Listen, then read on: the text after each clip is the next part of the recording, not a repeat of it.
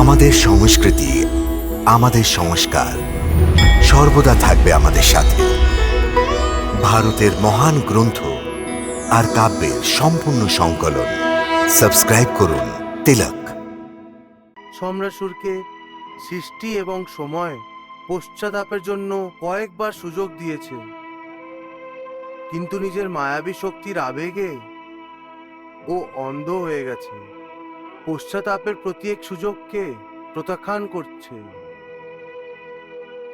নিজের মূর্খতায় ও এটা বুঝতে পারছে না যে কেউ কতটাই শক্তিশালী কেন না হোক, যতই বলবান হোক না কেন, কিন্তু মৃত্যু যেই মুহূর্তে ওর শিকার করার জন্য সংকল্প নেয় না কেন, তখন হাতির জন্য একটি পিঁপড়ে ও যমদূত হয়ে দাঁড়ায়। সম্রাসুরের জন্য সময় কিছু কিছু এই ধরনেরই ভেবে রেখেছে। এই দানবের বধ প্রদ্যুম্নের হাতেই হবে দেবেন্দ্র, প্রদ্যুম্নের হাতেই।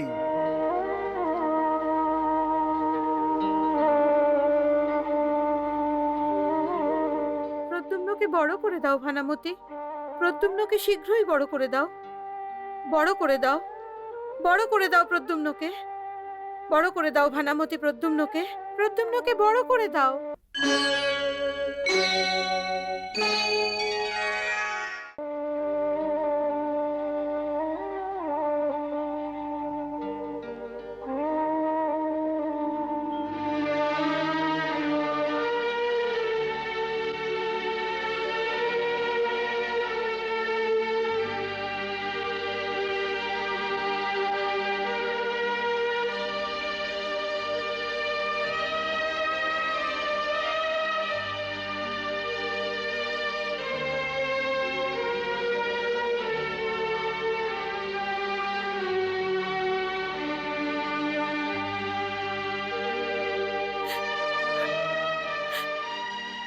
আমার প্রদ্যুম্ন, আমার পুত্র,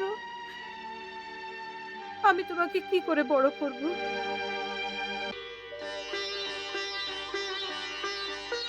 যদি আমি তোমাকে এখন বড় করে দিই, তাহলে আমার মমতার কি হবে? তুমি তো আমার হাতে, আমার হৃদয় থেকে দূরে চলে যাবে।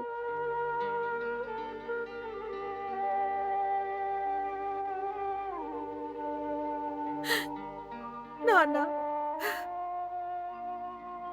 এখনো তো আমি তোমাকে ঠিক করে দেখিনি। এখন তো আমার হৃদয় থেকে উথলে ওঠা দুধের গঙ্গাও শুকোয়নি।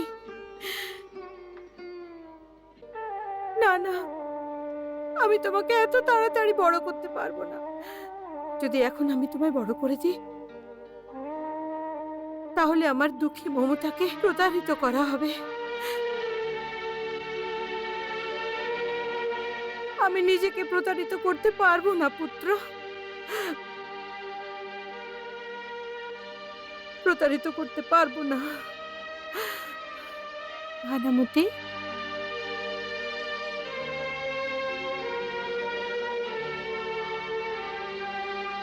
দেবীরতী, আপনি এত রাতে হঠাৎ এখানে কেন এসেছেন?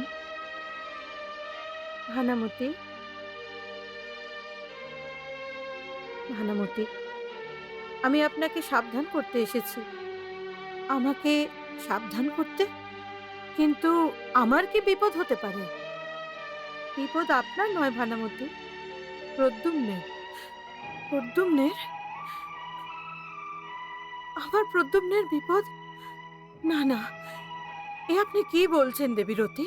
হ্যাঁ ভানামতি, আপনি তো জানেন যে দৈত্যরাজের রাজগুরু সম্রাসুরের সুরক্ষার জন্য আর প্রদ্যুম্নের হত্যার জন্য যজ্ঞ করছেন।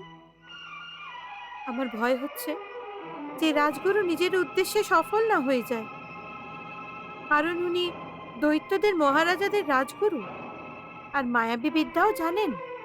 মায়াবী বিদ্যা তো আমিও জানি।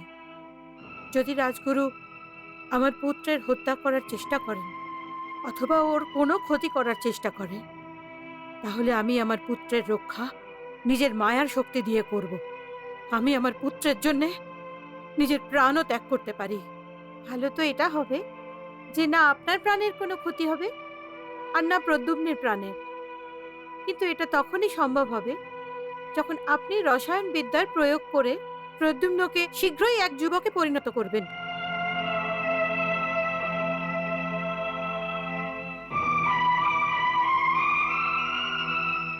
আর প্রদ্যুম্ন শুধু নিজের প্রাণের রক্ষা নয়, বরং নিজের শত্রুদেরও ধ্বংস করে দেবে, যারা ধর্মেরও শত্রু। আর ধর্মের শত্রুদের ধ্বংস করা এ তো আপনারও ধর্ম। আমার প্রথম ধর্ম তো মমতা দেবী।